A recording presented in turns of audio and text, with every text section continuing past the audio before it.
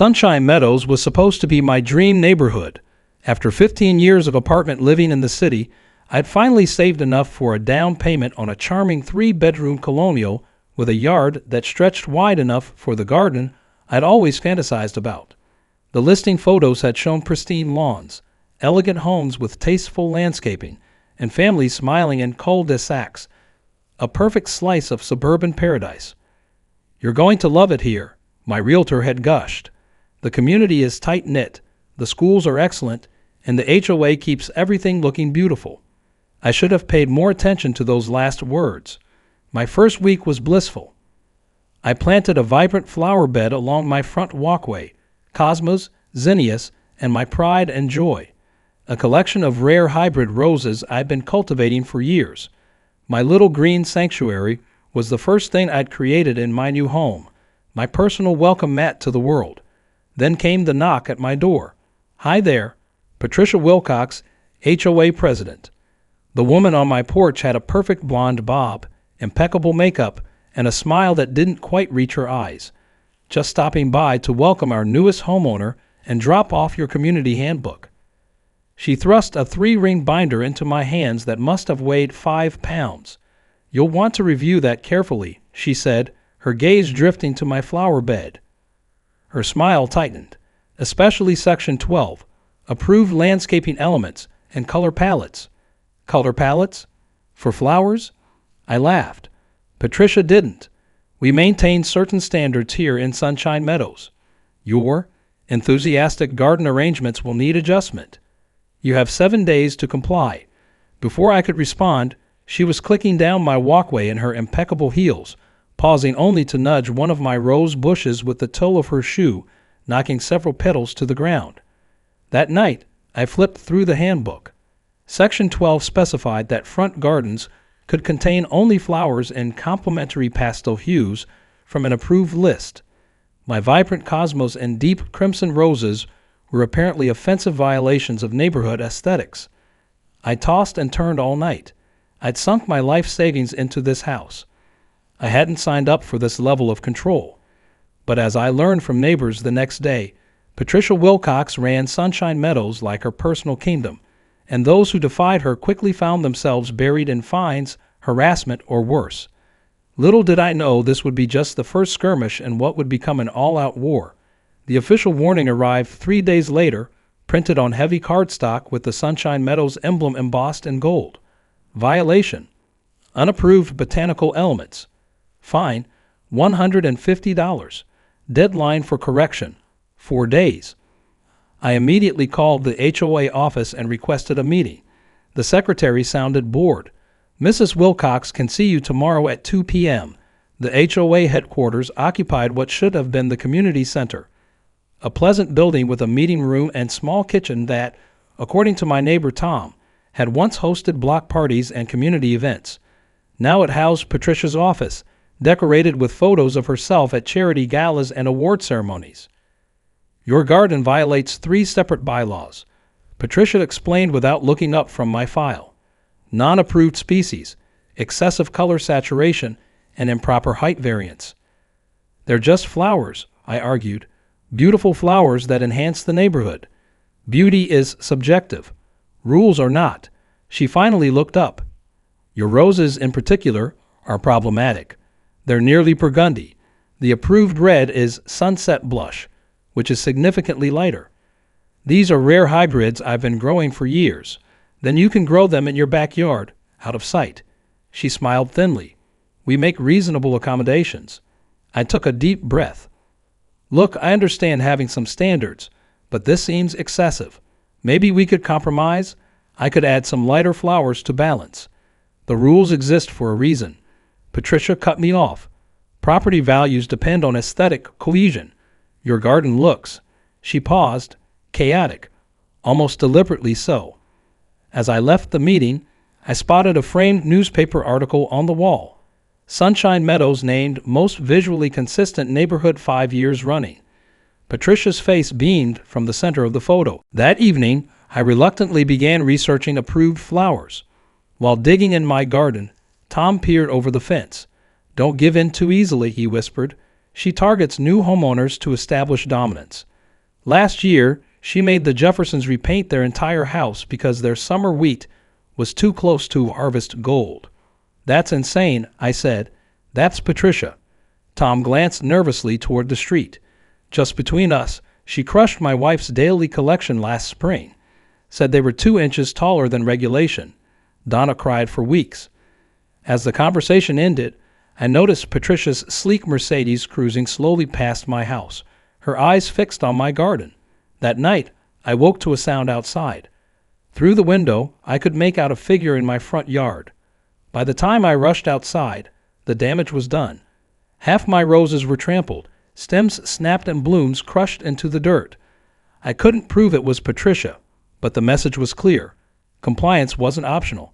After the night vandalism, I reluctantly removed my beloved flowers and replaced them with HOA-approved varieties, insipid pink petunias and baby blue forget-me-nots that looked like they belonged in a corporate office lobby. The change physically hurt, but I couldn't afford the mounting fines. Good to see you embracing community standards, Patricia remarked while power walking past my house the next day, not bothering to hide her smirk. For 2 weeks, I maintained the soulless garden while keeping my precious rose hybrids alive in pots in my garage under grow lights. My plan was to replant them in my backyard once I had time to build proper beds. Then came the second violation notice. Garden edging stones exceed height limitation by 0.75 inches. Fine, $200. The stones were the standard type sold at every garden center in town. I measured them, exactly 3 inches high, precisely the maximum allowed. I took photos, documented everything, and filed an appeal. 3 days later, appeal denied. Additional fine for frivolous appeal, $75. This was followed by notices about my mailbox, apparently 2 degrees off-center, my garbage can, visible from the street for 45 minutes after collection, and my porch light, too warm a color temperature. My neighbor Elaine from across the street stopped by one evening. "Patricia's targeting you hard," she said quietly. "Worse than usual." "Why me?" I asked. "Word is she's planning to showcase the neighborhood to the National Association of HOAs next month. She's been walking around with color swatches and a ruler, looking for any imperfection." Elaine hesitated. "Also, rumor has it your house is where her daughter wanted to live. Outbid by you. That explained the personal vendetta. What can I do?" "I've already replaced my garden. Join the resistance," Elaine whispered and pulled out her phone. She showed me a private Facebook group called Sunshine Survivors. Over 30 neighbors who had been harassed by Patricia's regime. That night, I attended my first meeting of the resistance in Tom's basement. I met homeowners with horror stories far worse than mine. An elderly man forced to remove a wheelchair ramp because it wasn't the right shade of gray. A single mother fined thousands for hanging wind chimes. A family threatened with foreclosure for installing solar panels. "She's gotten worse since her husband left her," someone explained. "Now the HOA is her whole life." As we strategized, another violation notice was slipped under my door. Unapproved gathering in violation of noise ordinance. Fine, $350. Somehow, she knew about the meeting. The group scattered, terrified of further retaliation. The next morning, I found my new rule-compliant garden destroyed, flowers uprooted, soil scattered across the walkway. Attached to my door was a note, "Landscaping in disarray. Fine, $500. Remedy immediately." This wasn't about rules anymore. This was psychological warfare. The $500 fine was the last straw. I couldn't afford this financial bleeding, and I certainly couldn't tolerate the psychological torment. After cleaning up the destroyed garden, I sat on my porch steps, fighting back tears of frustration. My phone pinged with a message from Elaine. "Emergency meeting tonight. We have intel." The resistance gathered in Elaine's soundproof basement music room. Tom had discovered something significant. Patricia didn't just run the HOA.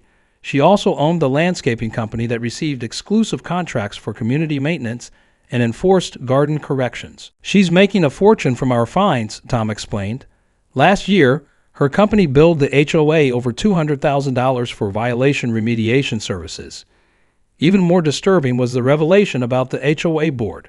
There were supposed to be 5 voting members, but 3 positions had been vacant for years. Patricia and her best friend Barbara effectively controlled everything with no oversight. "The annual meeting is coming up," said Elaine. "We could nominate new board members." "She'll block it somehow," I argued. "She always does." An older gentleman named Frank spoke up. "I've lived here 15 years. When Patricia first took over, she changed the bylaws to require signatures from 75% of homeowners to nominate someone. Most people are too afraid to sign anything against her. We were at an impasse. The next morning, I awoke to the sound of an official-looking truck parking in front of my house. 2 men in uniforms approached my door. Sunshine Meadows HOA enforcement, one announced, handing me a document. "You've accumulated $1,275 in unpaid fines. Revere to place a lion on your property." My hands shook as I read the paper. They had added interest and administrative fees to inflate the amount. The document threatened foreclosure if not paid within 30 days. I called my lawyer immediately, who confirmed my worst fears. In this state, HOAs had extraordinary power. Fighting would be expensive and might not succeed. Later that day, I spotted Patricia in her Mercedes slowly cruising past my house. She didn't even try to hide her satisfied smile. That evening, I sat in my garage among my rescued rose plants, gently touching their leaves. One plant in particular, a rare black crimson hybrid I developed myself, had been my pride and joy. Its thorns were unusually sharp, almost like little spikes, a characteristic that had made it difficult to breed but resulted in a uniquely beautiful and resilient flower. I pricked my finger on one of the thorns, watching a drop of blood form. Something clicked in my mind. I remembered an article about how some gardeners use natural deterrents to protect their plants from animals. And suddenly, I had an idea. I wasn't going to just give in. I wasn't going to just fight back legally. I was going to give Patricia exactly what she wanted and make her regret ever messing with my garden. My plan required patience and precision. First, I paid the outrageous fines, painful but necessary to buy time. Then I apologized to Patricia in an email, claiming I'd seen the light about community standards. I requested a copy of the approved plant list and asked for her personal recommendations for my front garden. Patricia's smug reply came within minutes, along with a consultation offer from her landscaping company at the special neighbor rate of $250 per hour. "No thanks," I replied. "I'd like to do this myself to really learn the rules." Meanwhile, I began my research. I needed to understand exactly what I could legally do within HOA guidelines. I studied the bylaws obsessively, looking for loopholes and vague language. I found plenty. I also needed allies. Through the Sunshine Survivors group, I connected with Ricardo, a landscape architect who despised Patricia after she forced him to remove a memorial garden for his deceased mother. Together, we crafted a garden plan that would appear completely compliant while setting the stage for my revenge. The bylaws specify approved plants and colors, Ricardo noted, but say nothing about plant modifications, root systems, or what can be underneath the garden. My next step was establishing a pattern of perfect compliance. I planted a textbook-approved garden with all the bland flowers Patricia loved. I kept my lawn at exactly 2.5 inches. I painted my mailbox the precise shade of morning mist required.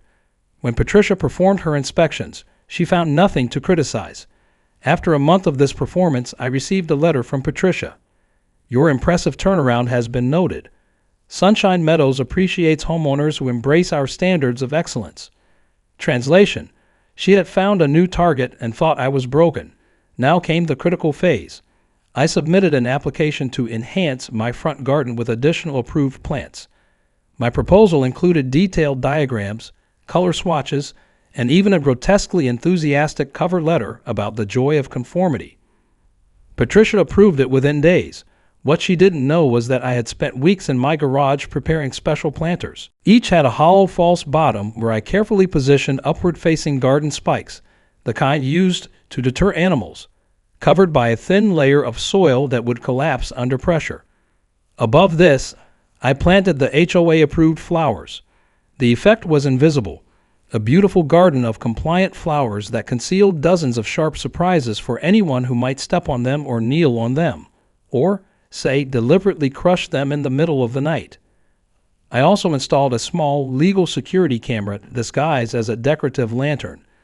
The bylaws prohibited visible security equipment, but said nothing about decorative lighting with additional features. The trap was set. Now I just had to wait. The waiting was the hardest part. For 2 weeks, nothing happened. I began to wonder if Patricia had somehow caught on or simply moved on to easier targets.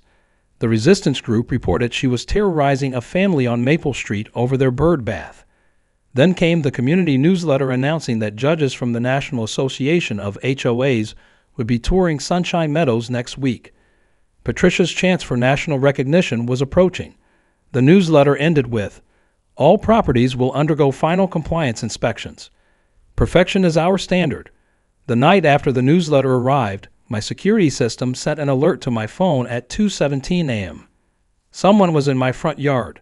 The security footage was better than I could have hoped for. The night vision camera captured Patricia, wearing dark clothing but unmistakable with her signature bob, creeping into my garden.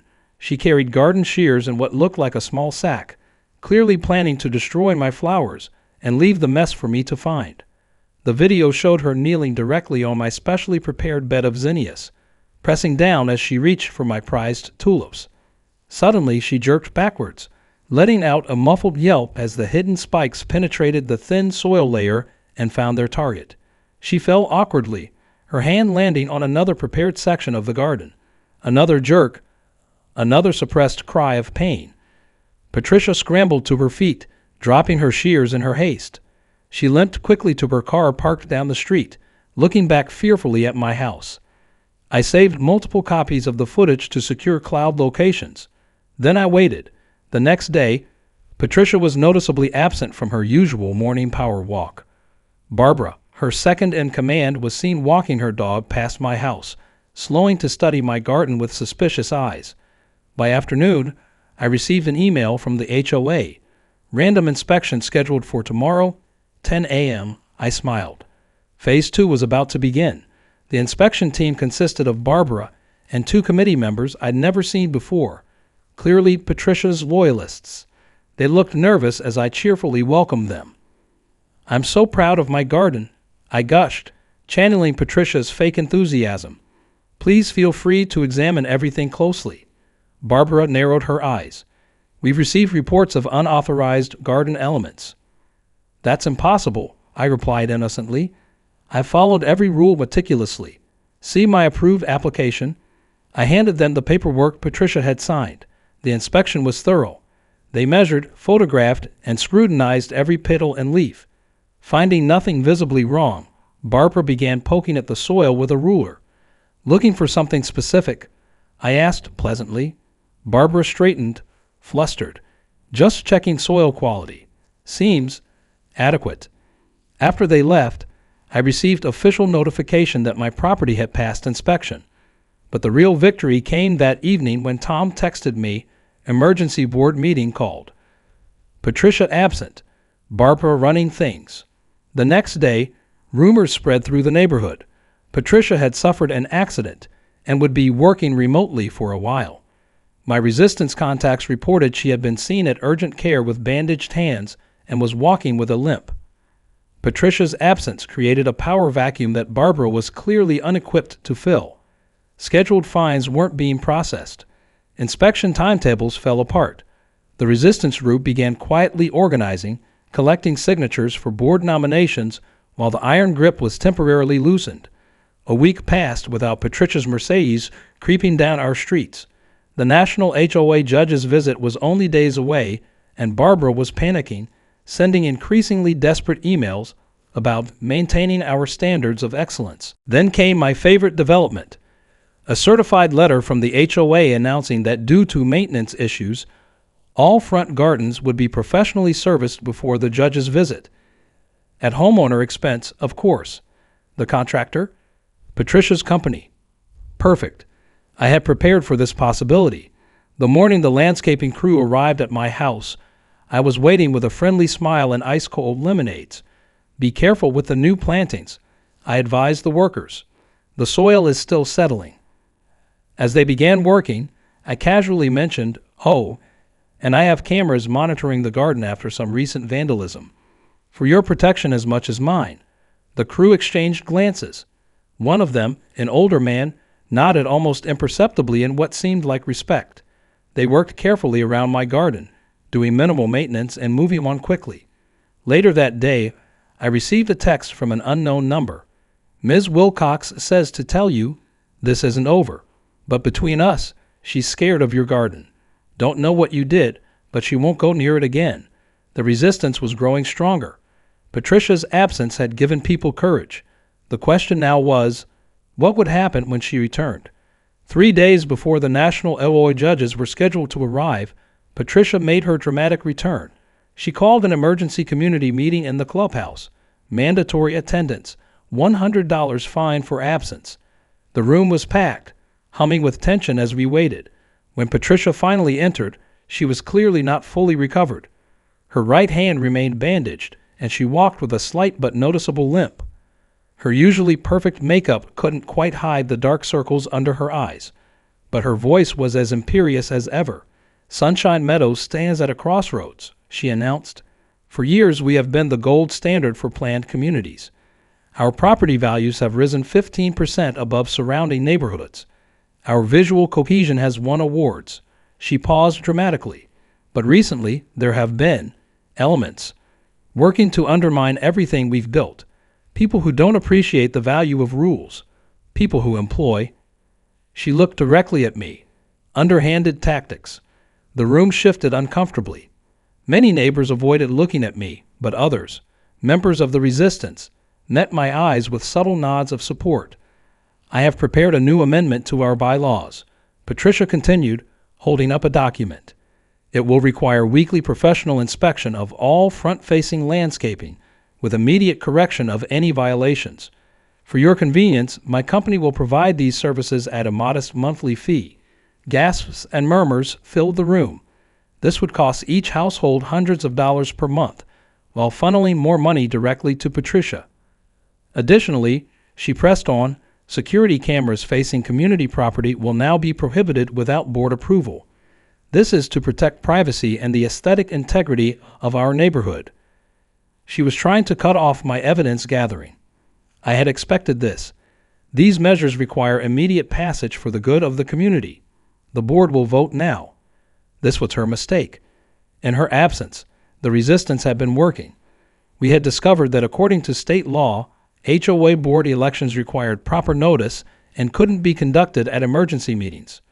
More importantly, proxies couldn't be used for bylaw amendments, and Barbara had been using Patricia's proxy vote illegally during her absence. Frank, our oldest resistance member and a retired attorney, stood up. "Point of order," he said firmly.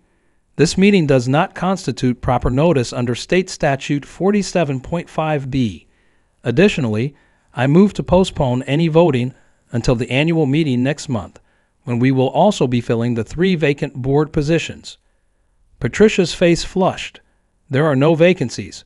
Those positions are appointed, not according to our filed articles of incorporation," Frank interrupted, passing out copies of documents he'd obtained from the county recorder. "Board positions must be elected by homeowners. The appointments were invalid." The room erupted. Patricia banged her gavel frantically, but the tide had turned. Homeowners were shouting questions, demanding financial records, asking about the landscaping contract bids that had never been open to competition. In the chaos, Barbara sidled up to Patricia and whispered urgently in her ear. Patricia's face went from red to ashen. They hurried out of the room together. We learned later what had happened. The National HOA Association judges had arrived early and witnessed the entire meltdown. They had also received an anonymous package containing 5 years of financial records showing how Patricia had been enriching herself through the HOA. The next morning, I found Patricia in my front yard, not sneaking around, but standing openly on the sidewalk, staring at my house. I walked outside to confront her. "You've destroyed everything," she said, her voice shaking. "The judges have postponed their evaluation.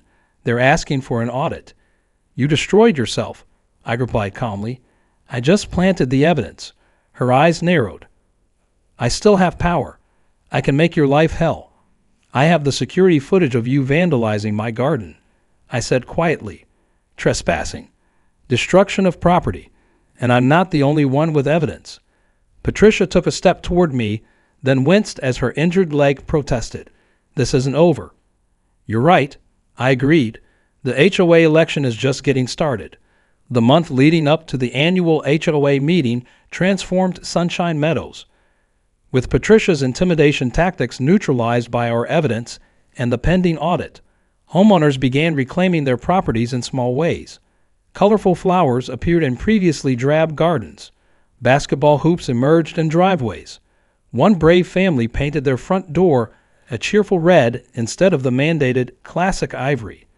Patricia and Barbara fought back with violation notices, but no one paid them. The resistance distributed a legal opinion confirming that while the HOA remained in place, its enforcement abilities were suspended pending the audit and board election. I replanted my beloved roses in my front garden, not hidden anymore, but proudly displayed alongside other flowers in a rainbow of colors.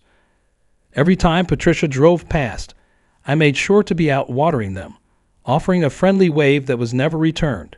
The election campaign was fierce. Patricia's loyalists spread rumors about property values plummeting without strict controls.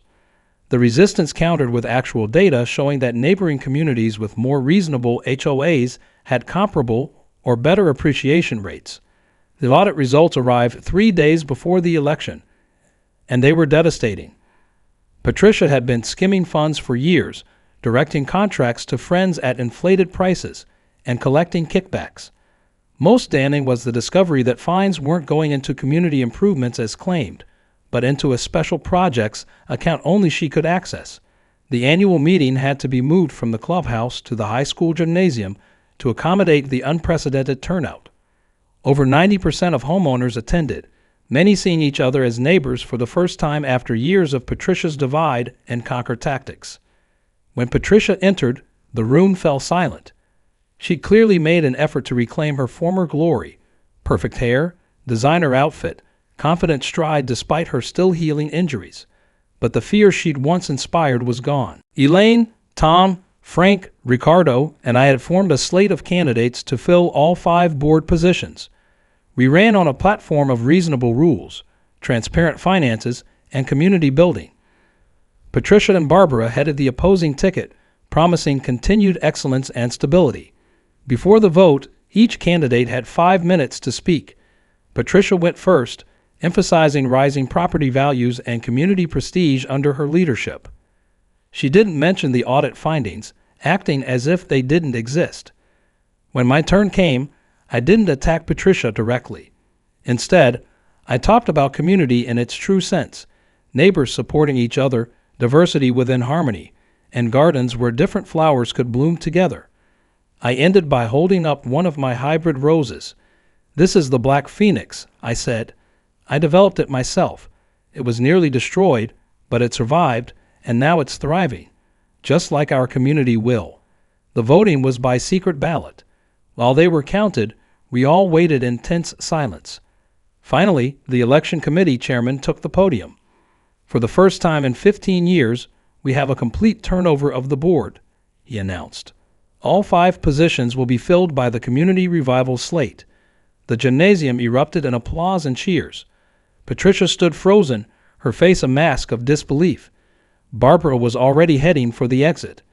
As the celebration continued, I approached Patricia, who was still sitting alone, staring at nothing. The community center will be reopened next month, I told her. We're planning a gardening workshop. You're welcome to attend. She looked up at me, eyes cold. You won't last. People want structure, rules. They'll come crawling back. I smiled. We'll have rules, just reasonable ones, enforced fairly. I built this community, she insisted, and now we're rebuilding it. Together. I placed something on the table in front of her, a small pot containing a black phoenix cutting. Everyone deserves a second chance to grow properly. Patricia didn't take the plant, but she didn't refuse it either. In the months that followed, Sunshine Meadows transformed. We rewrote the bylaws to protect both property values and homeowner rights. The clubhouse became a true community center again, hosting everything from game nights to gardening clubs. Patricia sold her house and moved away, but her legacy remained as a cautionary tale of power misused. My garden became something of a neighborhood attraction, with the black phoenix roses as its centerpiece. Their unusual color and sharp thorns hidden beneath delicate petals seemed an apt metaphor for our community's journey. Sometimes I think about the spikes I planted to protect my flowers, how a garden can be both beautiful and defensive when necessary. I keep a small reminder, the security footage of Patricia discovering what happens when you try to crush someone's passion. I don't need to watch it anymore, but it's there, safely stored away, just in case any future HOA president develops a taste for flower crushing. The end.